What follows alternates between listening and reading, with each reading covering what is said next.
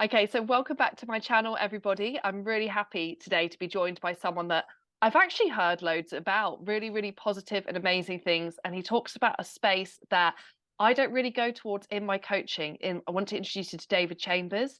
He's a men's dating, relationships, and intimacy coach. So he's here to talk to you about all areas of your dating life, but specifically today, we're going to focus on the topic of masculinity when it comes to dating. And for somewhat obvious reasons, I feel like David might be a better person to talk about this than me. How are you doing today, Hayley? I'm good. I'm busy.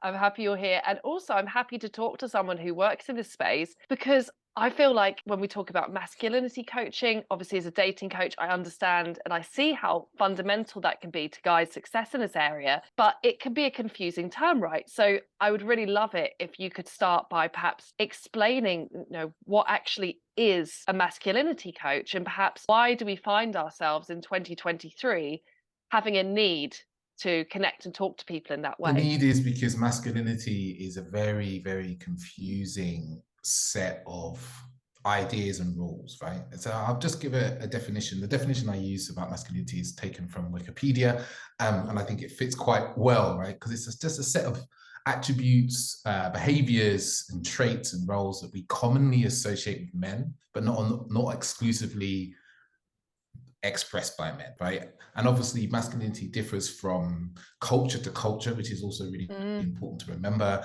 And it can be influenced by biological factors, but it's mainly we can look at masculinity as a cultural construct. It is something that cultures hold as an idea of how, you know, what is manly, right? For the most part, right? And the problem with this is that we're seeing is that for women, there's been an explosion of kind of feminine empowerment that's been happening for decades, right? But for men, we've lived very much in this same kind of very narrow band of what masculinity is. And it's now rubbing up against modern life. And we're just finding that it doesn't really work. There's a lovely bit of research that was done in Oakland in the States in the 80s. And it found that there was like young boys and adolescent boys and men could name about 10 or so rules that men live by. And some of those rules were like always being dominant, always being strong, never showing any emotion, never crying, never appearing weak. So these were the rules that young men felt they had to live by. But they're unconscious rules. They're not rules that we agree to, but we're also bullied and shamed into them. And when you kind of see those rules, which are very closely linked to toxic masculinity, you start to look at men's behavior and you start to think, this stuff starts to make a bit more sense to me now than just that why are men doing all these weird things? It's like, actually, we see how society kind of bullies and railroads men into being a certain way to be accepted and to be seen as successful men. I think that's so true, particularly in the dating space. I think as much as women have been told, we've been brought up in a sort of Walt Disney fairy tale land of one day my prince will come, which perhaps lacks accountability or where Mm-hmm. do I meet men as opposed to how do I meet someone? So again, externalizing the problem really rather than looking at how women's dating behaviors can change. Men, I think, have almost the equal and opposite issue of it seems like it's all down to them. It's like, you know what? How do I impress her? How do I ask a woman out? At no point does there a consideration for the woman's agency or contribution in this process. In fact, it basically is success or failure rests entirely on how skillful the man is and how he relates to her. And this puts a tremendous pressure on guys. And then on top of that, while they're trying to negotiate how in the world they do this first date or how they ask a woman out so perfectly within, as you said, these constraints, they also now are aware of ideas like toxic masculinity. And they don't want to be that guy. They don't want to be the Me Too guy. And really, when they add all that together, it leaves them really so I feel so little space to be able to maneuver. Because how do that? How do they negotiate between those two kind of opposite ideals? Can you explain for people, I know we're all pretty clued up, but for anybody that hasn't come across that term before, what you understand by toxic masculinity? Toxic masculinity can be viewed easily as like a set of behaviors and attributes that are harmful to women and girls in particular, but also men and boys and society at large. I really like the man box rules because toxic masculinity is very vague. It's a vague concept that gets thrown around a lot, so it doesn't give us many understanding. Whereas when we look at the man box rules, which anyone could Google, we have some clear guidelines and rules, like this is what creates toxic masculinity, right? For example, around never showing emotion, for instance, right? We all have this view of this stoic rock-like man. You know, you can think of most characters, male characters in movies from the 80s and the 90s, never showed any emotion, was super stoic, a bit mysterious, a bit kind of like, oh, he doesn't speak very much. He says like 3 words, never uses anything about his feelings, right? And these are the kind of rules, but then taken to an extreme, right? This is horribly toxic in a relationship, in the dating life. You know, imagine trying to date a man, and I guess I was very much this man, trying to date a man who didn't show any emotion, didn't show any feeling. So you're always, as a woman, you're always kind of like on this point of like, oh, does he like me? Does he not like me? It creates that anxiety, which a lot of people mistake for chemistry. Um, in the dating world, and it can be seen as, you know, being some of these toxic ideals can be seen as being successful in the dating realm, especially in the early stages, but are actually terrible when you start thinking longer term, right? And interesting, I'm just going to jump in there. We all know, though, men's dating advice, it drops off a cliff basically after you have sex with a woman. It's like it's like fantastic end goal reached, and then after that, it's nothing really about negotiate, or there's not so much in the world anyway. Pick up a men's dating coaching about what follows, which to me is now a married person is a lot more extreme and a lot more interesting things to negotiate there than just how to get somebody's phone number. Yeah, exactly. And it's kind of why I branched out from kind of dating into intimacy first, because I see intimacy as not just as sex, as closeness, right? How do we as men navigate being close to someone else physically, emotionally, mentally, from a point of view of conflict as well and experience?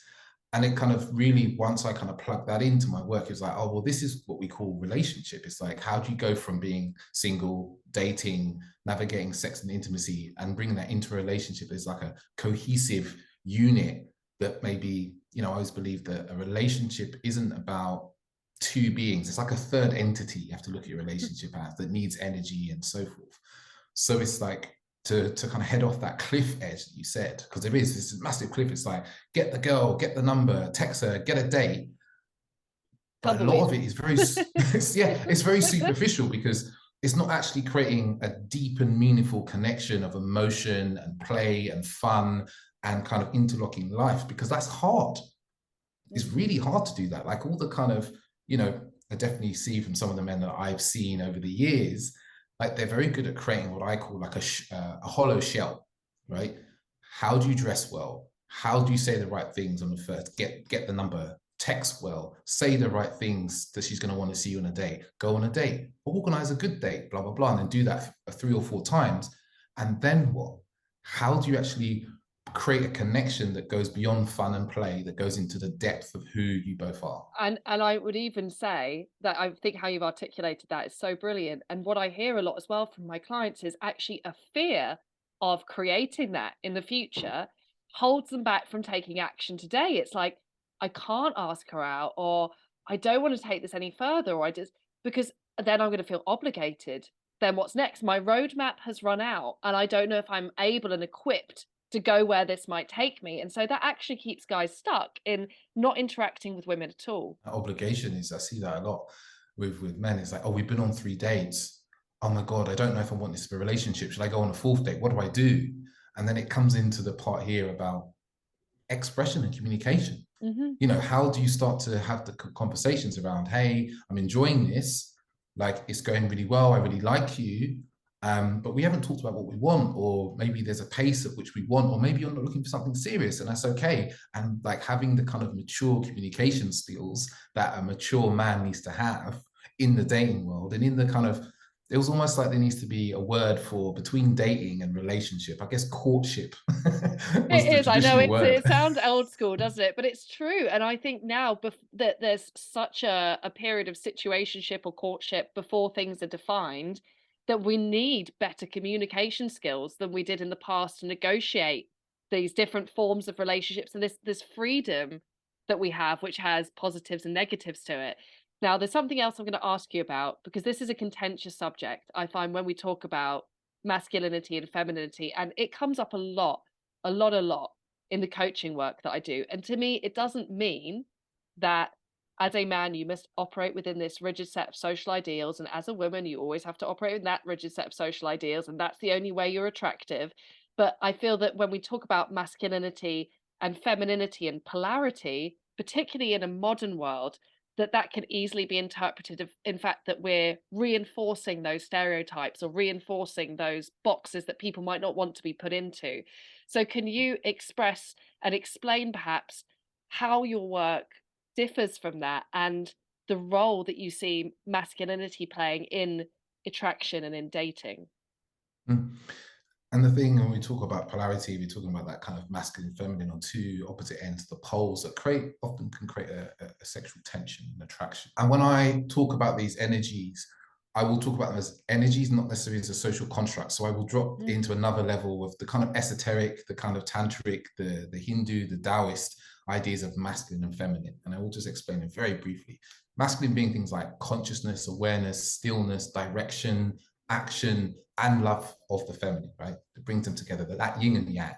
And the feminine being things like feeling and compassion and love and self-expression and flow, and also love and adoration for the masculine. One of the things I work with a lot of my clients is that they've lived in this very rigid idea of like, oh, and to be a man, I have to be masculine, right? And it's like, okay, cool. Well, how do we need to nurture that energy? Where are you deficient in that way? A really common one I'm seeing for most men is around presence, right? A lot of men, they're overthinking, they're strategizing constantly. So they lack the ability to be really still and present and to be in the moment. So we might do some practices around that. But then also those same men are often really struggle with emotions and self-expression, right? So I might bring in some might call feminine practices around dancing, movement, self-pleasure, getting them to really work with emotion. Because I don't see us as being just like one thing, right? I see us as there's a mix and joining of these two energies. And for men, especially, I predominantly work with men, it's about range. It's about being able to bring the right tool set, to the right toolkit to the right moment, right? So if I'm in the moment and my partner, for instance, is emotional and she's crying, I need to be able to bring the tool set of listening, right? And presence and like really being engaged with the moment with her, right? So that's like, I bring that to the moment and we're there and it's brilliant. That's the right tool. But there might be a different moment in intimacy, for instance, where I may need to bring fluidity and movement and self-expression. But if I don't have that, I haven't nurtured that skill, I might just bring this kind of stoic presence to the moment. And that's not going to really light the fire or what's needed for that moment. So when we do talk about the kind of polarities, I like to divorce them from gender, because I think there's work for us to do in both areas. Like I can continue to do this work. I was just in a men's retreat in the States for 5 days where we worked on both of these kind of ends of us so we can expand our range so that we are, you know, we're skilled in the moment and we can be there with the moment, whether that's you're on a date and you're with a woman and she's talking about her life experience and you're listening, but actually then you're having the presence because you've listened so intently, you might start asking some really interesting questions that get deeper into her feeling and emotion of what's going on. But it might also be that you hear a song and you jump up and be like, hey, let's get on the dance floor and dance, right? It's bringing that range, not just to your dating life, but to your whole life as a whole. And I love the expression because I also think it's not about men need to be man, man, man all the time and women need to be woman, woman, woman, woman all the time. And each of us are different, right, as individuals. And it's also in who we want to attract. And if anything, I agree with you. It's about a aspect or aspects of us being under nurtured, because perhaps in modern life, we're doing a certain role. Maybe you're working a particular job that requires you perhaps to be stoic or analytical for 40, 50, 60 hours a week. And so it's just giving some extra bandwidth to those parts of you which you don't normally connect with. And often, actually, when guys see it through the lens of balance, I find that if they have a fear around toxic masculinity, like, I just don't want to, and it's, I hope for any women out there, it's also comforting to know so many guys actually hold back from expressing intention or expressing attraction or just even getting on your radar or letting you know they're there as an alternative, because they just don't want to go into that area. And when you bring it to the conversation to them about, it's about creating balance, so they understand that they can be direct and purposeful at one moment, but intuitive and socially aware at another, they can also start to feel more comfortable with taking on this teaching and this learning. Now, for any guy, I can imagine there's lots and lots of guys, and probably some women out there too, who are very, very interested by what you're saying. If you were going to, I guess, do a bit of a diagnosis, not that we're doctors, but what would you say are some typical characteristics of a guy who perhaps isn't really aligned in this area of his life and perhaps needs to look at this area of that work? How might that be showing up for him in terms of things that are coming up in his dating life or his interactions with women? I guess the one you said there that springs to mind is that he's afraid of even approaching women, Hmm. right? He's completely overcome with fear and can't take action, right, in this area. For instance, it's like a real prime example. A lot of my clients work with a lot of men who are either on the anxious scale, like can be very anxious when it comes to dating, so they don't take any action, they're very afraid. When they do find themselves on dates, they have no boundaries. They're Hmm. lacking all sorts of boundaries, because boundaries is a big thing, and being able to say no and saying yes, speaking your mind, being clear and directed with your communication. Um, Another one I find is men who also struggle to express emotion. That's a big part of my work now, actually, is helping men express themselves, because it's a life, it's saved my relationships, to be honest. Like, when Hmm. I learned that, men who are avoidant of emotions go with that as well, who they're like, oh, I don't want to go near feeling an emotion. Which means he Men can who, show up as silent or disengaged when actually there's deep emotions going on yeah, there that he doesn't isn't able to express. Yeah. exactly. Um, One that I've dealt with a little bit over the past kind of 6 months, a year, is men who really don't like women. They have a kind of hatred and distrust for women. This is Hmm. often rooted in some early childhood experiences with women. It could be sisters, it can be mothers, it could be first And girlfriends. now there's a That's whole something. culture on the internet to support that Yeah, belief system as well. yeah, exactly. And it's just helping them get out and start to get a wider perspective, right, Hmm. as well of that. Also, I work with quite a lot of men who have very rigid ways of looking at the world. Everything's very black and white. It's a very masculine thing. It's very kind of, you could idea a very toxic masculine idea is to see everything very black and white. Like it's yes or no. They like you or they don't. Like, because the world isn't like that. The world is very nuanced.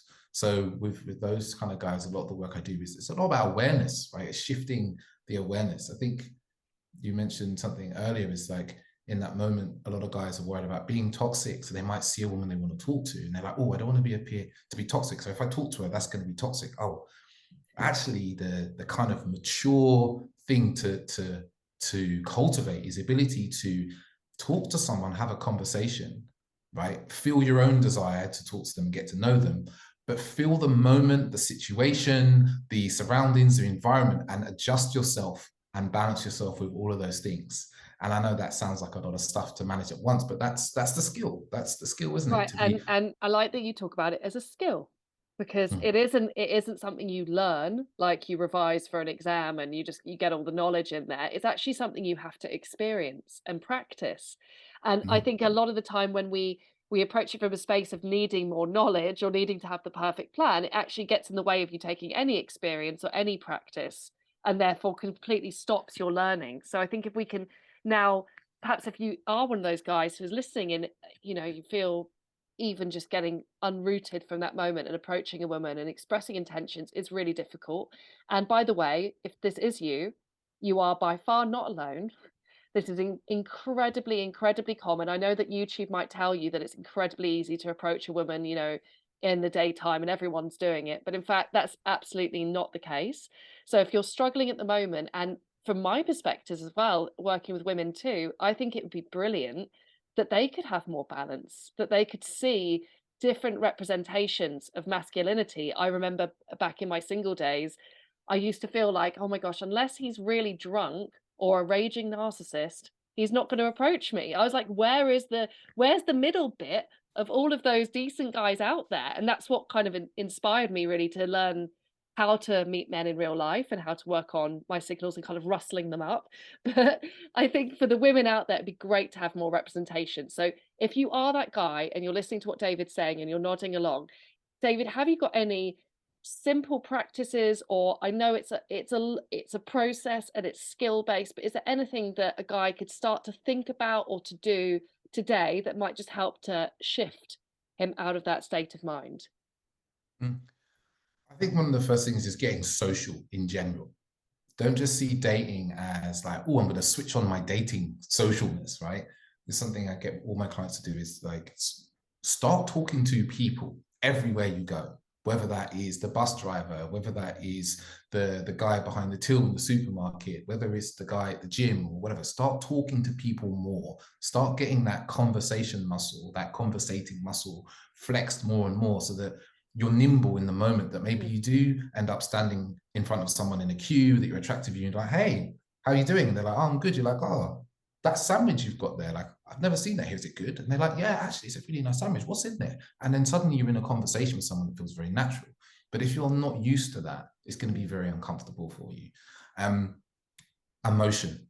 The very few men I find overly emote when it comes to dating and relating, right? Most men under emote. When I say emote, it's expressing what they're feeling. So learn the language of emotions. There's something called the emotion wheel. You can Google it very quickly and find it. And it has a whole set of emotions and feelings. Start to practice using the words, because when we use those words, people feel us more. And ultimately in dating, that is the thing that I found and my clients find that women want. Women want to feel you as a man. She wants to feel you, like maybe not quite physically straight away, but she wants to feel who you are. And the way that we do that often is through our words and how we express ourselves, our self-expression as well. And then often listening. Men don't listen very well. No one listens very well, right? When you learn to be a coach, you realize this, that like active listening, listening really intently to someone and getting to know kind of what's there. Oh, they said they went to Thailand once, and then the story repeated or somewhere else. And you go, oh, you said you were in Thailand. What was it like there? Like, where in Thailand did you go? This is how we create interesting conversations with good listening, good questions that are relevant to the person and also relevant to you and your own stories, right? And then I guess things like taking more risks. I think we should all take more risks in our lives, you know, we're too conservative. And engage in life. Engage in life. If you'll spend all your time behind a computer, right, day after day, connecting and talking to people on computers, start getting out into life, start doing activities that you're interested in, start going to communities that you're interested in, because life happens mostly in person. That's where the real fun is happening. So like, get more in the vibe of being with other human beings. And so you're in the energy of socializing and what that feels like. Because as much as we feel that the world now is online, there's a lot of research that exists around how we exchange energy and feeling and smell from being with people. So that's what really binds us together, right? I know it's all easy to like get on a dating app and fling a few messages across, but ultimately, like, you're going to have to show up and be able to talk and have a conversation and flirt and laugh and get to know someone. So really practice that skill more and more.